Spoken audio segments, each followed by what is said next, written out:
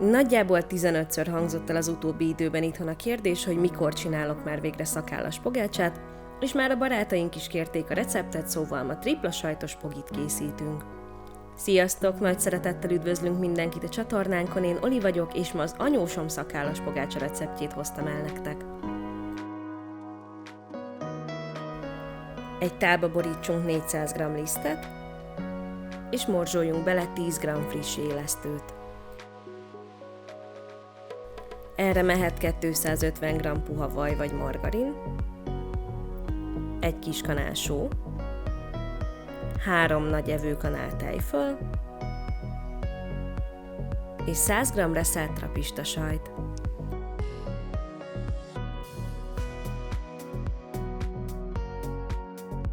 Pár perc alatt alaposan kidagasztjuk a hozzávalókat, és egy lágy puha tésztát kell kapnunk, ami maximum csak egy kicsit ragad.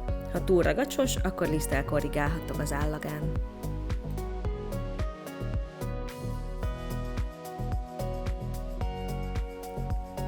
Ha kész vagyunk a dagasztással, akkor foltpakba csomagoljuk a tésztát, és 1-2 órán keresztül hűtőben pihentetjük.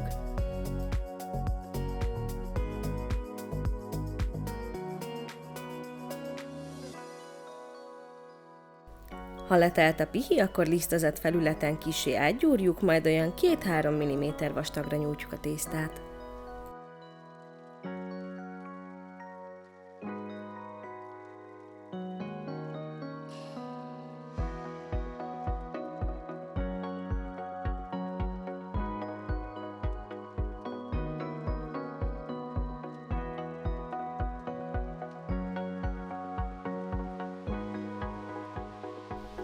Egy tetszőleges méretű pogácsaszaggatóval elkezdjük kiszaggatni a tésztát. Én azt javaslom, hogy legalább 4 centis legyen a forma, mert sülés közben úgyis kisebbek lesznek, és hogyha a végén gombméretű pogikat kell összeragasztani a töltelékkel, akkor be fog szakadni a hátatok, mire végeztek velük.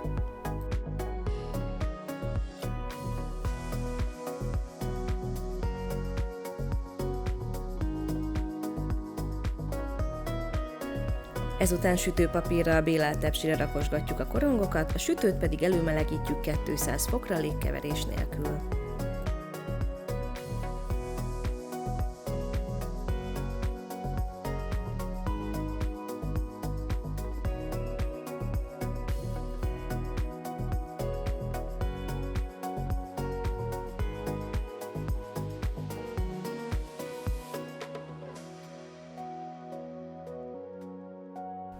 Lekenjük a pogácsákat egy felvert tojással, és hogyha már felmelegedett a sütő, akkor mehetnek is be.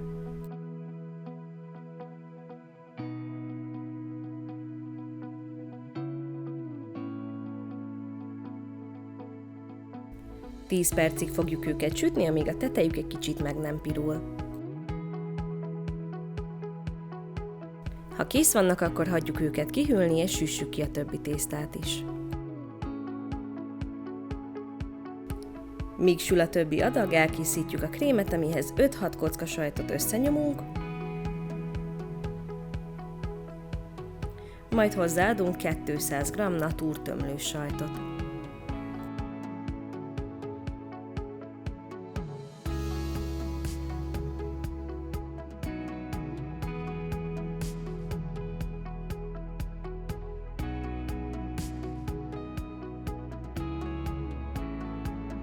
Végül hozzáadunk 100 g margarint, én személy szerint sós borzívet használtam, és alaposan elkeverjük a többi hozzávalóval.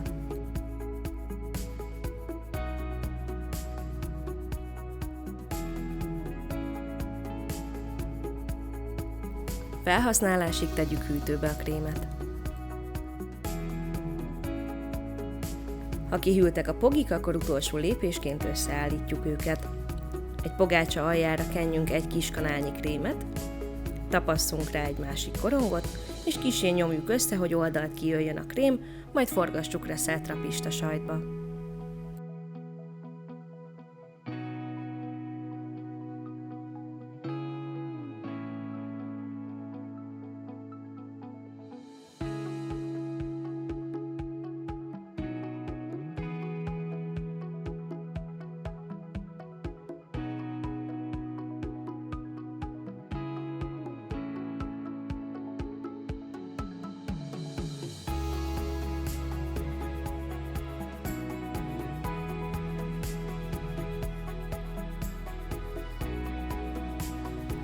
Reméljük tetszett a recept, ha így volt, akkor készítsétek el ti is, osszátok meg a videót, kommenteljetek, és ne felejtsetek el feliratkozni. Jó sütést, jó étvágyat, és további szép napot kívánunk! Sziasztok!